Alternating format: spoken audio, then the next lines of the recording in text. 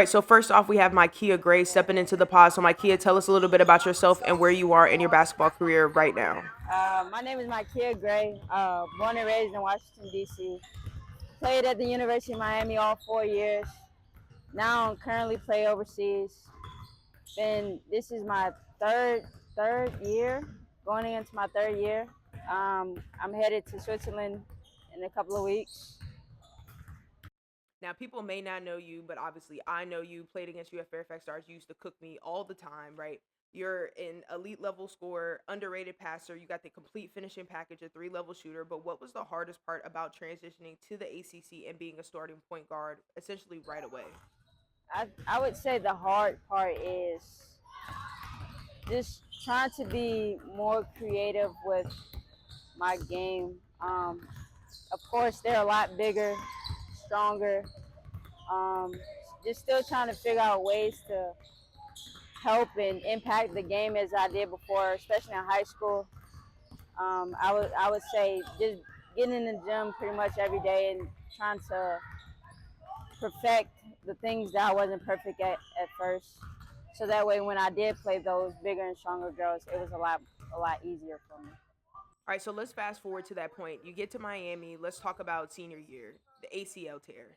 Yeah, I know the ACL tear. You had COVID right back to back. Like, first of all, like before we get into it, tell me what happened. Like, what were you doing when you tore it? Were you playing? Were you lifting? Like, what happened essentially? The crazy thing is, it was 2 weeks before the season started, so I was so pumped. I was so amped to have a big senior year. I felt good. I was in the flow of things. Everything was coming through me. I felt pretty good. Like that was my year. 2 weeks before our first game, we were playing in a scrimmage against our practice players. Stole the ball, went up for a layup, and just basically took off wrong. After that, I this is my first time, so I immediately knew what it was. Uh, the rehab process was tough, especially with my team being in season. I couldn't rehab as much as I wanted to. The following year come, I didn't really have the season that I was planning on having, unfortunately.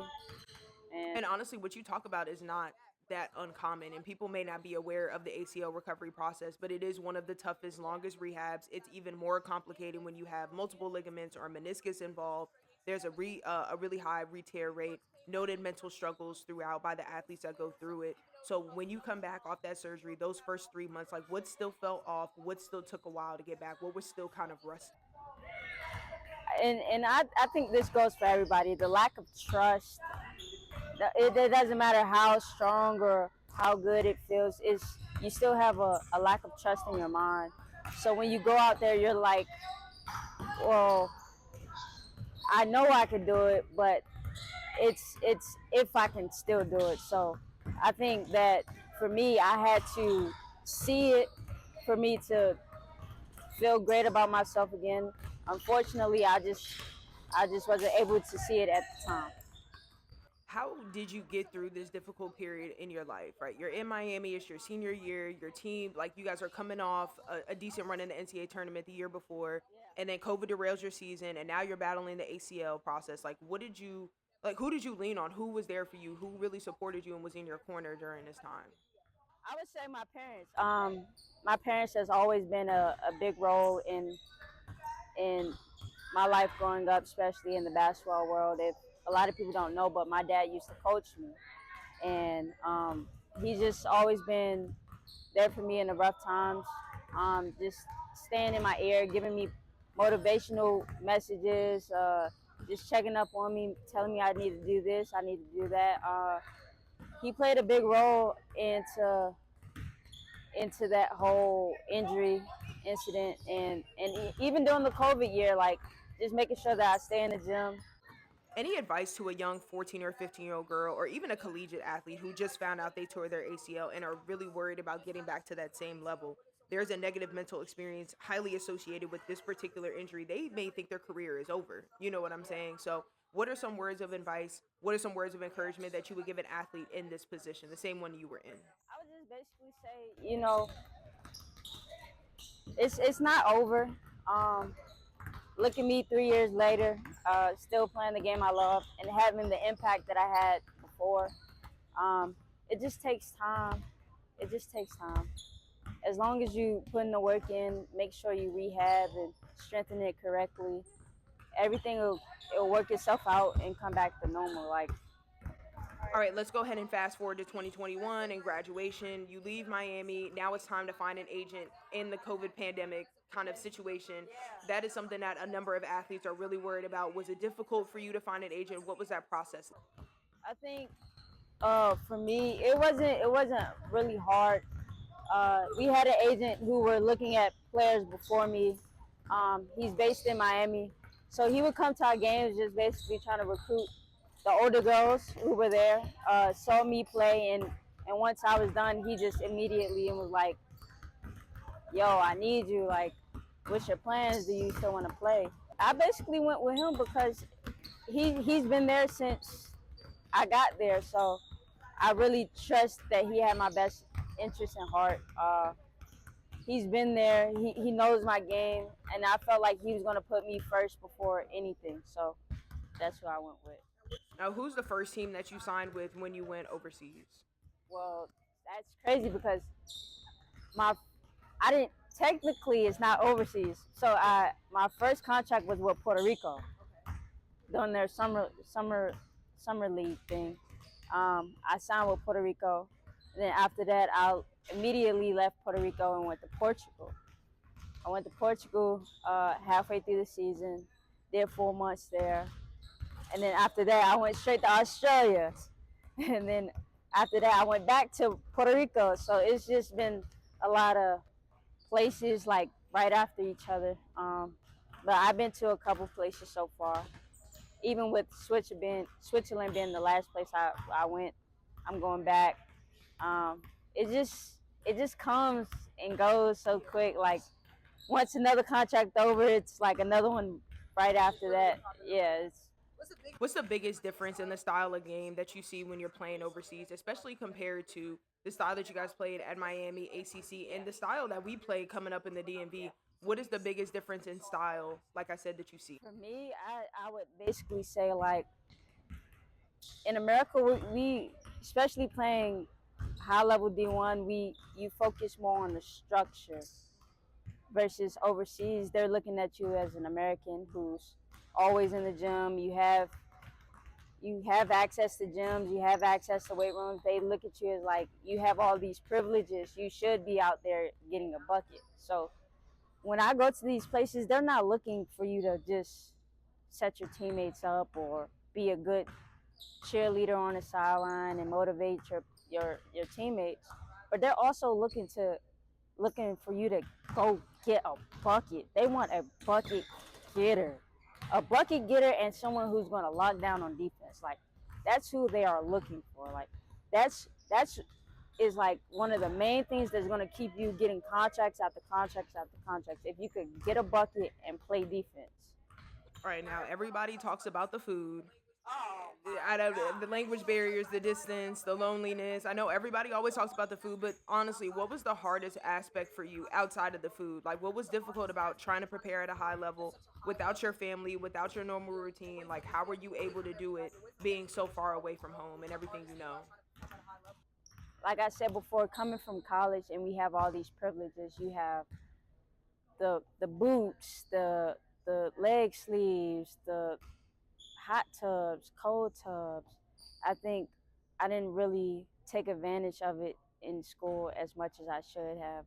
And now that I'm overseas and these other countries doesn't have the access or the ability to have all these tools and technology to help you perform at the best level, it's really based on you. Like you have to go up and figure out how to get your body to feel great for the next game. And it's not their job to get you prepared because they're already paying you to play. So I mean, that's the hard part. Like after 2 ACL surgeries in the cold, it's freezing cold, my knees are aching.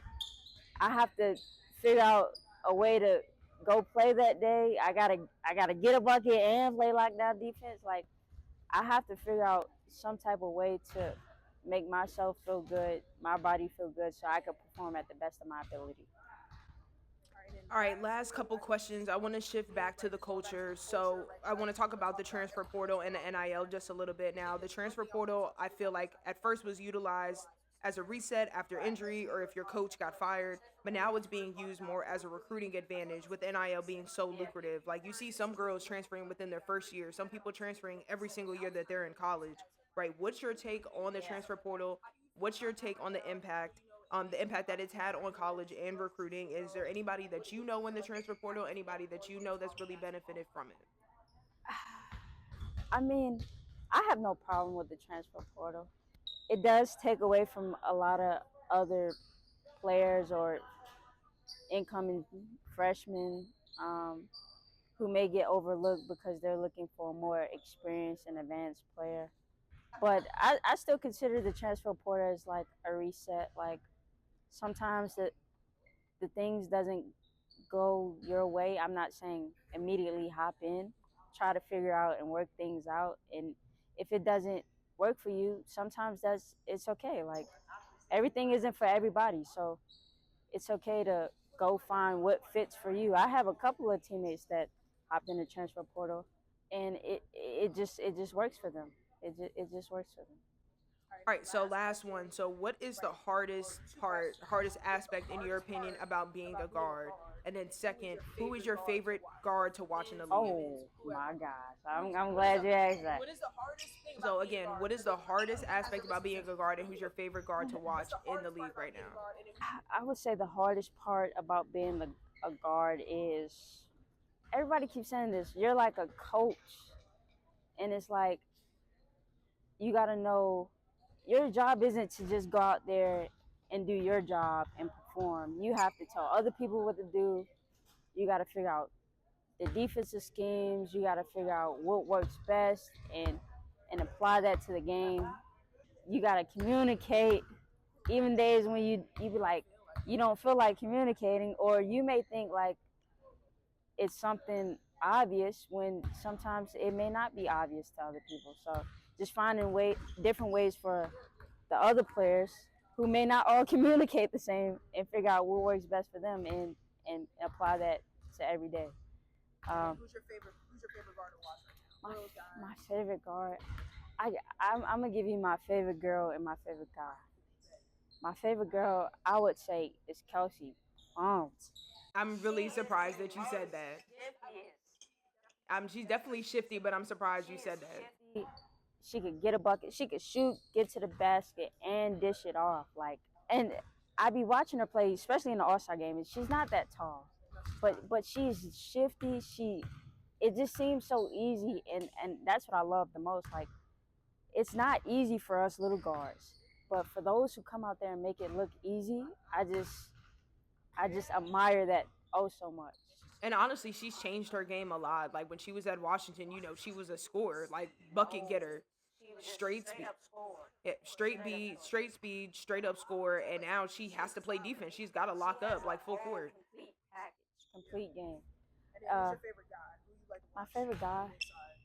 Now, y'all, please, don't hate on me when I say this, but I love Damian Lillard. And y'all have a lot of the same game too, honestly. Yeah, I look at his game at so much, trying to find ways of just how to score over the defense or how to get around the defense. Like he does things like for Dame, who came out of Webster, like for those who don't know, like it's a low D1 and he's an all-star in the NBA now.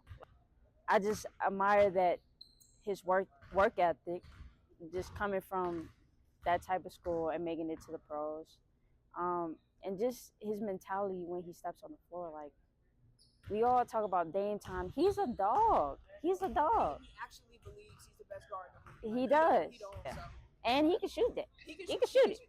Run deep, run deep. All right, Mykea, so that's all I got for you today. Thank you so much for stepping into the pod and giving us an opportunity to talk to you. You guys can follow Mykea on Instagram, or you can follow her career through my Instagram as she prepares for another season in Switzerland. Mykea, it's been great, and see you soon. Hey Steph, you're too crazy. Long time no see though. Yeah, it really has been a minute. Yeah, I'm feeling old as shit these days.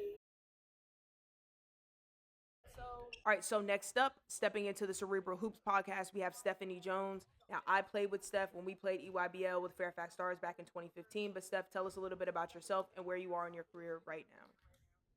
Yeah, so like you said, I started out with Fairfax, and then I moved on to the University of Maryland, played 4 years there, and then I started my professional career in Poland, and then I came back and played for the Connecticut Sun for a year, and then have been in Poland for the past 4 years, and have played a little bit for the Mystics, and yeah, still going strong overseas. All right, now Steph is very modest. You can tell in the way she talks, she's very humble, but she's won almost every single award. And one of the best stories coming out of Maryland and coming out of the University of Maryland as well. Now, you played with your sister on every level. She's here today. Bree's right over there in the corner. Your games are so complimentary, and that's something that I actually like. And a lot of people can't say that they've played with their sister at every single level. Talk to me about that and how much that means to you.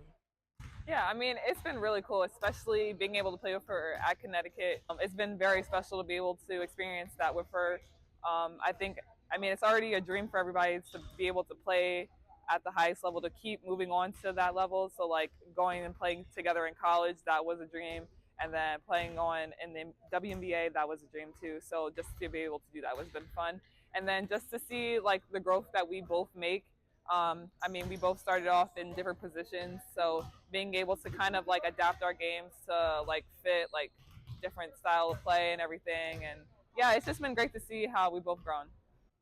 Now, outside of the fact that you came up in the social media era and the 2020 draft was severely impacted by COVID, was there any added stress coming up in this basketball family? Your father coached you, he played, your mother played, your brother has played, your sister obviously plays at a high level. Was there any added stress?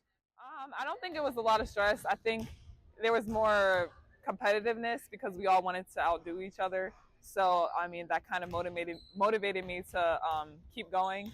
And yeah, I mean, we all wanted to come in and be like, oh, I won today. Like, you know, like, what did you do today?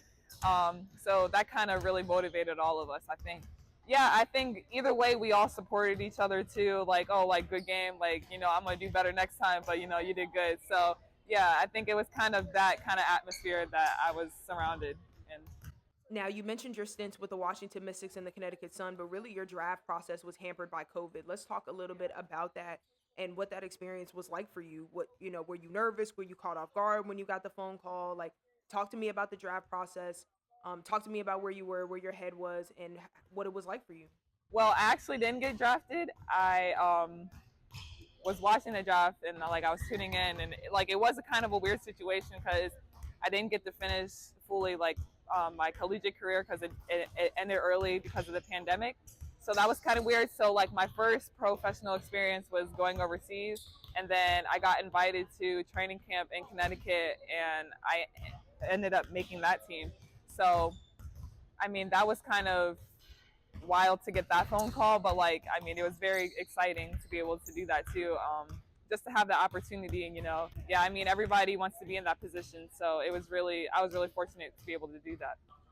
Now, we've seen a recent uptick in popularity in the world of women's sports over the past like 2 or 3 years, but really with the WNBA, we have a ton of new fans that have amplified conversations that we didn't want to have, talked about conversations we've been had, right? Everybody has their opinion on the W, on who's good, who's not, rookie of the year, MVP, salaries, travel, all these different things. But from someone who was actually in it, somebody who was actually a part of the culture, and you're hearing these conversations, what is something that people are missing? Like, what is the misconception? It could be practices, travel, locker room vibes, anything. Like, what are people missing right now? One thing I feel like is that they think that a lot of the players hate on each other, but it's really like a big family. Like, everybody knows each other. Like, I mean, we're all supporting each other. And like, just to see the growth that the WNBA has gone through, it's amazing. And I think we all like want to see that. So like, I don't know. I mean, I think it's all love. Like, we all support each other in how the growth has gone. And then also like I don't think people realize how hectic the schedule is, like playing back-to-back days or playing 3-4 games in a week, and then having to travel with that. So like it can be really tiring on the body, but and then still compete at a high level. So that's a big thing. So I mean, the W is tough. I will say that it's really tough. All right, so let's talk a little bit more about that transition. So while you were at the University of Maryland, y'all probably have more players and practice players on your team than you did when you got to the league. Like it's hard to run 3-man weave with 12, 13 girls, right?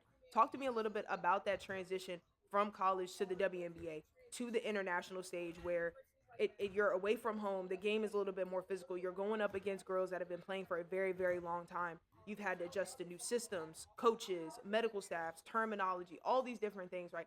Talk to me. I know it's a big question, but talk to me about the transition. I would say it's like going from high school to college, like making that jump. It's pretty similar. So like at first I think it's like kind of like whoa, like you're kind of like a deer in headlights with like it's a lot of new information, maybe different terminology. But yeah, I think you kind of get used to it, and then the pace, and then also like I played overseas first, so I still had like professional experience, so I was still playing against like other grown women and like people who have been playing for maybe 5-10+ years. So yeah, I mean it can be kind of overwhelming, but there's a lot of people around you who want to see you do well, so they're willing to help you, and if you ask the right questions, like and then you just gotta work hard. So like yeah, you just gotta be willing to put yourself out there and do it. All right, so you mentioned your international experience already. Can you summarize what it's like to play overseas in just one word or a few words? One word. One word. And it can't be food. It can't be food. It's got to be something other than food. Oh, this is really hard. I'm trying to sum it up. Because depending on what you do, like, I guess diverse. Because you're just getting exposed to not a different type of basketball, but like a different like culture of basketball. Like you experience it differently because you can go to like a professional game there, or like different, like they'll have a Final Four, like a EuroLeague Final Four and like the Euro Cup Final Four. It's really similar to like the finals here. So like that kind of atmosphere, or like the Final Four for college. I mean, it's really amazing though, because like the fans love basketball. Like it's real. Like if you get the opportunity to go and watch, like do it, because it's really worth it. Especially if you go to like, I don't know, like a Spain or a Turkey, somewhere like that. Like it's really cool. What's your favorite place that you played in or visited overseas, like thus far in your career? I really like Turkey and France. Just because, well, for one, the fans, like they really get into the game, and I mean, like I said, like the atmosphere is like amazing. Like the fans go crazy. I mean, they're really into the game, and like just the style of basketball. It's very up and down, high pace. Like yeah, so I would say that. All right, so we're in the DMV. You went to the University of Maryland, so I have to ask, like, what is next for your alma mater? Like, growing up in this area, everybody wanted to go to UMD. Growing up, UNC, like nobody wanted to go to UVA. Like that was trash. But what can you tell me about your alma mater? How do they plan to compete in the Big Ten this season? Iowa kind of has taken it over for the last couple years, but it normally was Maryland's conference. Mm-hmm. Tell me how they plan to retake control of the conference and how they plan to compete this year. Yeah, I'm actually really excited for them this year. I saw they have a lot of recruits coming in, or transfers. So I mean, it'll be really exciting this year to see, and they should be really good. Now, your father coached both of us. He coached Bree, right? If he was here right now and I had to ask him who's better, you or Bree, who was he telling me? He's going to give you the diplomatic answer of we're both good at different stuff. All right, so last question for you. I'd like to give everybody the floor at the end to kind of leave the audience with any messages, anything you want to say to any of the young girls or the college players that are out here listening to this interview right now. Yeah, number one, be yourself. And also just bring energy, like just be that high energy player. I don't know, just work hard. Like don't be afraid, like don't be embarrassed, like don't be nervous. Everybody's nervous, everybody's scared. Like nobody wants to make mistakes, but you're gonna end up making mistakes, so why not fall up? Don't fall down, fall up. Yes. You know what, Steph? I really like that. We finna fall up for the rest of 2024. All right, so that's the last question that I have for you. Thank you so much, Steph, for stepping into the pod. Just like with Mykea, you guys can follow me on social media, or you can follow Steph on social media just to keep up with her and her journey. And it's been real, and we'll be in touch, Steph. All right, so next up we have Jennie Simms. Last but not least, my DMV legend. I couldn't even do an intro for you, even if I tried. You're too goated. You're too real. Jennie Simms, go ahead and tell us where you are in your career, and tell us a little bit about yourself. How y'all doing? My name is Jennie Simms. Like she said, I guess you'll say one of the DMV legends. Went to Riverdale Baptist under Diane Richardson. After that, I went to West Virginia, transferred to Old Dominion, got drafted number 18 to Washington, got cut, got picked up in Indiana, stayed out of the league for a couple years, didn't take no training camps or nothing. Came back about 4 or 5 years later, was with the Mercury for 2 years, with the Mystics at the end of the year, and now I'm overseas professionally. I'm still playing in Israel, been there for 6 years, just signed another 2-year contract. I played 1 year in Spain, and I have a Israeli citizenship. So you mentioned your decision to transfer from West Virginia to ODU. Now, growing up and hearing about you and Jonquil Jones, I don't care what anybody says, players of y'all's caliber, it was not expected for you guys to transfer. And then it got even crazier because not only did y'all leave Power Fives, you went to mid-majors, dominated, and still got drafted. You took the hard route, you got where you wanted to, but some would ask, why? What prompted the decision? I mean, defeat the odds, and just understanding, like, find a way. Don't let nobody write your journey. Don't let nobody write your story. God has the biggest plan for everything. I think coming out of this area, like you said, I was one of the top coming out of this area. So one of the top coming out of this area, we was aiming for the top. Like JJ went to Clemson. I went to West Virginia. Everybody went multiple places, and we all ended up transferring. We just all ended up understanding that we can make a path for ourselves, and I felt like that's the same thing with me, regardless going from a high D1 to a mid-major. I just knew I had to put in the extra work and find a way to make it happen. So speaking of the DMV culture, it's extremely competitive down here, and I don't think a lot of people even realize, like, Virginia's had more McDonald's All-Americans than any other state, right? We talk so much about the male players and KD and all those other players, but there's been so many female professional players that have really made it out and performed at a really high level. What does it mean for you to come up out of this area, and why do you feel like we're not getting talked about enough? I think might be because we start early, might be because of the hype, might be because of the name of where we feel like the people who have made it here has been very successful. I'll say that. The people who have made it, Bree, JJ, me, a lot of us, Shakira, like the ones who have made it, like it's not a lot of us, but when we do make it, Tiana, we're going for a long time. And we're going to either do something that, to me, I feel like we just have a chip on our shoulder. We're a big community. Like we all come together. Like you said, I call it a community. I call it a family because each of us can claim each state. So, like, we just have a big community to be able to just grow and grow the game. Like, personally, for me, I didn't play for Aggie. I didn't play for Fairfax Stars. I was the one that left. I was the one that went to Boo. I was the one that took my talent from our area to somewhere else. But as you see, like, I'm still welcomed and I'm still loved by everyone in this area. And they knew that, and I knew that that was the best thing for me, and just to be able to grow my game. All right, so let's talk about your international experience a little bit. So you currently play in Israel. My father played in Israel. I'm sure y'all had two completely different experiences because you're a female, he's a male. Y'all played in two completely different eras, right? What do you enjoy about playing in Israel? What has that experience been like from you? What's your perspective on the culture and how you've been able to acclimate? I mean, I love it. If you ask me, I got a citizenship. Like I said, I've been there 6 years to sign another 2-year contract. I think it's a very misunderstood and a misunderstanding of them. I honestly love the way that they are, love the way that they go about life, love the way that they treat me as a family. To me, I don't experience any racism. I don't experience anything on the outside that I see on the media. So for me, it's hard to be able to even put really cons in it. The biggest con that I would say is that I'm away from my family. Is that I have to learn and experience life without my family, but it's a thing that helps me be able to grow. All right, I'm not trying to make you feel old or anything, but you have been playing at a high level for a long time, and the numbers are solid. They haven't changed much, but I don't really want to get into the numbers. Just the eye test. You continue to adapt and add more to your game. Speak to the development and the discipline that you have had to show throughout your entire career. Like, how do you keep pushing? What is your motivation? What are you looking to? Who are you working with? Like, how are you able to just keep pushing? I mean, I think what people don't understand is people look at big things as if like playing. People look at big things as if, like, how many minutes they're going to get, who had the last shot, who played in the playoff game, who done this. When you make it to certain levels, to me, you just be able to learn and grow. When I go to the WNBA, when I go places, I'm just trying to be a sponge. Trying to learn from the best, seeing what they do, seeing how they're still able to keep playing, seeing their work ethic. So to me, you're just able to pick up certain things. And I mean, I'm be honest, I got God, but God, like the things that I go through, the injuries, anything like that, without him, none of it's possible. So my work ethic is still the same. Like you said, my numbers are the same. My numbers are growing. And that's nothing but the Lord. But just to do the best me that I can be, and just literally, I don't stop.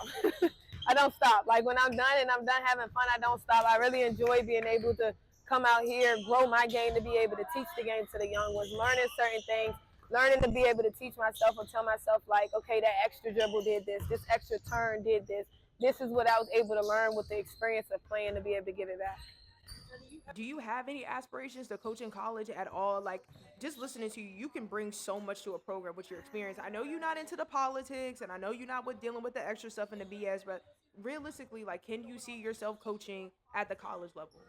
See, I want to coach, but I don't like politics. And that's the tough part, you know? Like, with this game comes a lot of political stands. Like you said, I haven't been around. Ain't nobody seen me. Nobody would even known I was home if I didn't come out with Bob and Aggie. If I didn't see your name on the flyer, I wouldn't even know that you were going to be here. Like, you know, because I'm not really into I'm not into the politics. I'm not into the work you out because this is what I do. This is where I've been. This is just off of my knowledge. I'm not big into the money suckhold of what the game is into now.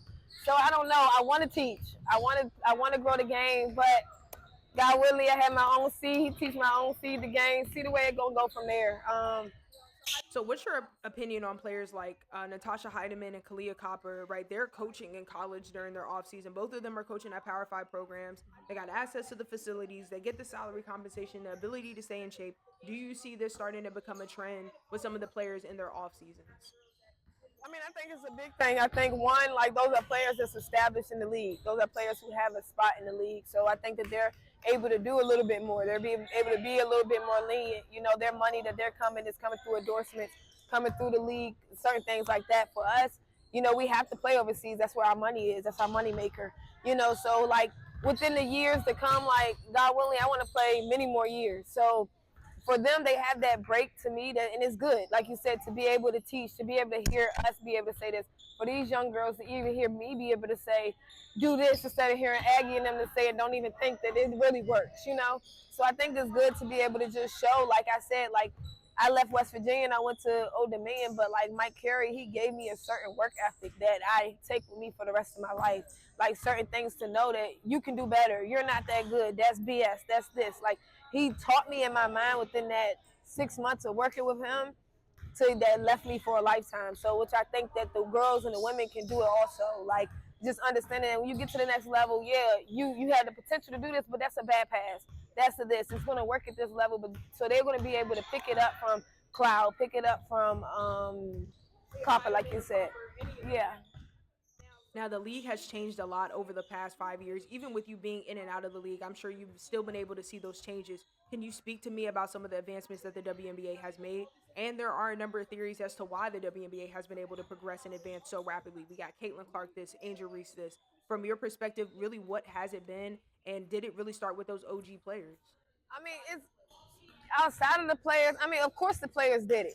You know, because at the end of the day, one, we still women, we still attract people, we still bring people. I just think that social media has grown the game. Social media has grown the whole world. You know, so I think that now, because of certain people doing certain things, it's something to talk about. So they're using it more as a platform of this is why. But like, it was already in the making for charter flights. It was already in the making for us to get more money. It was already in the making for us and college to get more money, and how we gonna do this, and the cost of attendance. Yeah, you got people saying that Angel Reese and Caitlin Clark, like, they grew the league and they should be responsible for all the new changes that have happened, even though this stuff has been on the table for like the last 5 years. Yes, nothing just happened off of these two girls, and not saying that they brought a lot. Like, they are growing our game, and I respect them for that. They're great players, and I thank y'all for that, for growing our game, and even for the little ones. But they not the only ones, you know. And like I said, it's been work in progress. Even for me being in the year, me being drafted 7 years ago, from going back into the league last year and the year before, so much has changed. Getting more, getting my own hotel room. Me and Shatori was carrying the damn shoe bags, delivering people's shoe bags, sharing rooms with you. If you're 4 years and under, rookie from the rookie contract, you're sharing a bed, like sharing a hotel room. You know, little things like that. So even in training camp, sharing hotel rooms, to not having meals after we eat, like play or practice, like all of that grew from when I'm able to eat and go order food before I even come to practice. I got weights early because I'm in the first group. I could have weights, come up there, eat some food, then go get ready for practice, you know? So it was like the game has grown so much that people don't even know. That to me is just like the outside end is like the outside end of everything. Me personally, I don't even watch it. I don't even look at it. I don't even, because for what? It's media. Anything sells, you know? Just like they playing now, they saying Angel with KD, they saying Angel and KD day. Like everything is for sale. And personally, I feel like the media has played one of the biggest roles in the divisiveness and the energy around women's basketball right now. Me personally, that's why I started the podcast. Like I grew frustrated with the different headlines and some of the opinions and, you know, some of the stuff that was being said on ESPN and the stories that were being written and the headlines, like they were just really suggestive of just some wild stuff. It's just like, what are y'all trying to get at, like right now? Yeah, like the misperceptions and misconceptions, and they're not highlighting them. They're not talking about them in the stories. They're not giving some of these older players their credit. And like I said, I feel like the headlines and some of the verbiage that's being used is gaslighting a lot of the conversations and stuff that's going on social media. So what do you feel like the WNBA can do, and do you feel like they can do anything to really bridge the gap and bring the new fans and the old fans together? Everything is so individual. Like it just needs to be more of, like I said, like in a way, I'm not gonna say everybody don't feel important, and I'm not gonna say everybody don't feel like they're the most important person, but everything is just like you said, misconception of everything is like what Diana said when she was saying about Caitlyn. Like I play with this woman, you know what I'm saying? Like what she means, she ain't mean no harm when she was saying, "Welcome to the league. You about to be with some adults. You about to be with women. You're not with kids no more." That's not nothing to say like we hating on her or she's hating on her, this and that. But like we didn't pave the way, you know. She didn't pave the way. That's the goat of our league. Like, you know, she didn't pave the way. She's 40 years old now. So for her to say what she's saying, it was just more to basically let it know, like, for the media, this is what y'all see. Y'all see this prize and joy shooting from here, doing this from here, but she's gonna have to come up against people that can compete, people that can play, people know the way, people that don't have no option but play or shut up, you know. So for me, it's just like the outside in is gonna be something that you can't control. To me personally, that's just like you can't control politics.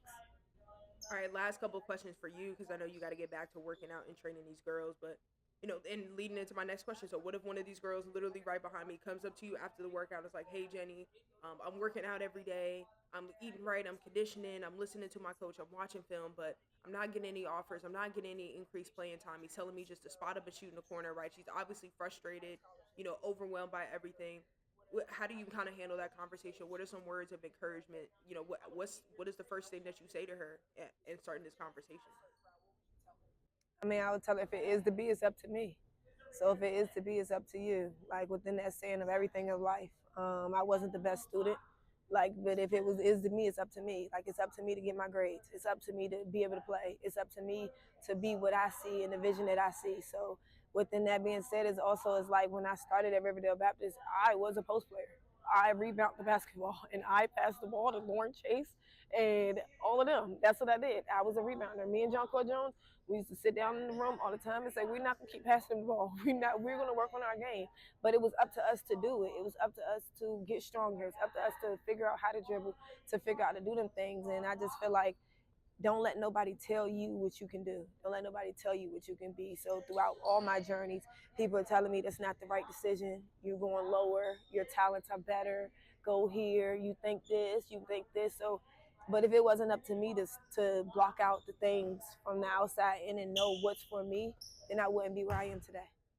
All right, so last major question. I really love what you just said. Now, can you tell me about a situation or a poor decision or a mistake that you made, you know, at any point in your career, but years later or now you feel like you don't regret it? Like at the time you were like, man, I can't believe I made that mistake. I can't believe I had that argument with that coach, or I made that decision, or I decided to play with that team, right? But that mistake actually turned out to be the best thing for you. Can you tell me about that situation, what you learned from it, how you came from it, and what was the mistake that turned out to be the best thing? I think the mistake that turned out to be the best thing for me was staying at Old Dominion after I got suspended for something that I didn't do. Being honest, got suspended. You can Google it. I was suspended indefinitely for about 15 games. But I decided to go back. Everybody told me to leave. I decided to go back, and I think it was the best decision for me to go back. Not just from the best decision of just like because I still got drafted. I think I could have got drafted higher. Could have taught this. Could have. It could have been a lot of ifs. But I think because I was able to I had to sit and deal with people who I didn't want to deal with. I had to sit and still understand how to have and deal with people mindsets and what they thought and what this and what they were scared and what this. So being able to deal with other people's feelings and emotions while still being able to have the biggest outcome of my life, and that's getting drafted and letting my dreams come true. All right, real quick, who do you have winning the WNBA championship this season? Whoa. All right, real quick before you answer, here are the rankings. So you got the Liberty in first place, we got Connecticut in second, Minnesota Lynx in third. The Aces just jumped Seattle Storm for fourth place. Seattle's in fifth. Then we got Phoenix, Indiana, and Chicago rounding it out. So I know you know a lot of players in the league. You mentioned Jonquel. So who do you got? Who are we rolling with? Like who are we gonna be crowning come October? I'm gonna always go with that. I'm gonna always go with Liberty. Always gonna Liberty. I mean, I'm always gonna go for JJ. So I'm gonna be honest. Like I'm telling everybody, they gonna win it. Shoot, JJ and Stewie, I'm gonna go for them. But I mean, but also with them, I don't know. I personally think the Aces gonna go down this year. Me personally, I think so. Yeah, a three-peat is tough. That's tough. I think that's tough, especially with it. And I think a three-peat was going to be tough regardless. Like, and this could be their karma for how they handled the De'Erica Hamby situation. I've been thinking about it for a while. Like, look what's happened since then. They went all in on Candace Parker. She's retired. You got Megan Gustafson, Kirsten Bell. You got the rookie. I think what is her Martin, but she hurt. Martin. Yeah. But either way, it's just not good enough when we're talking about Asia Wilson. And De'Erica Hamby is really playing like an MVP right now. She ain't gonna get it because of the, Yeah, there's so many politics, but how do you replace her? You can't replace her. Like, she's just too good. She's putting up like 16 and 13 every night. Plus. All right, now quickly, I do want to talk about the Connecticut Sun because I've been really, really impressed with the way that they played this season. They brought in a number of different players, Ty Harris, Tiffany Mitchell. They made a whole bunch of different changes. What has been the biggest change from you? Like, what do you see from Connecticut this year? But they didn't open them up. Like when Bree get the ball, Bree not in there like trying to think like it really is anybody's world. You got AT running and kind of getting everybody to get the assist, like so for her averaging her triples, not saying that it's an easy thing because it ain't, but everybody has the mindset of it's my time to shine. You know what I'm saying? Like AT kicked into such in the corner, she letting it fly, boom, like you know what I'm saying? Because it's more like free. I feel like Connecticut's playing more like not saying open gym, but more control open gym. All right, now I do think their offense needs a little bit of work, but I think what's been so impressive about this team is that, like, they lost in the playoffs pretty handily last year, and almost every team got better or already was better coming into this season, right? To me, I feel like they could have came into the season and really, went through the motions, hung their head, been like, whatever, and I'm just surprised that they didn't. I mean, but they still got dogs though, so like that's just kind of like, and they old. So then it's kind of like, that mentality of coming in down would have been like, all right, what y'all doing? Because they're an older team. Like, that's a vet team, It's a veteran team. So they have the knowledge. They're the people who look at DB who then went from not winning with Phoenix and then won with Phoenix, you know what I'm saying? And then making it, haven't won yet. But, so they got people who then went through so many roller coasters now that I feel like they strong enough to pull it out. All right, that's all really great stuff, Jennie. Now, like I said, I know you got to get back to it, so let's just go ahead and wrap up real quick. So I know Jennie's not really on Instagram like that, right? She's not super social and everything like that, but you guys can follow her through my social media if she allows you guys to follow her and just keep up with her and show love this season to her.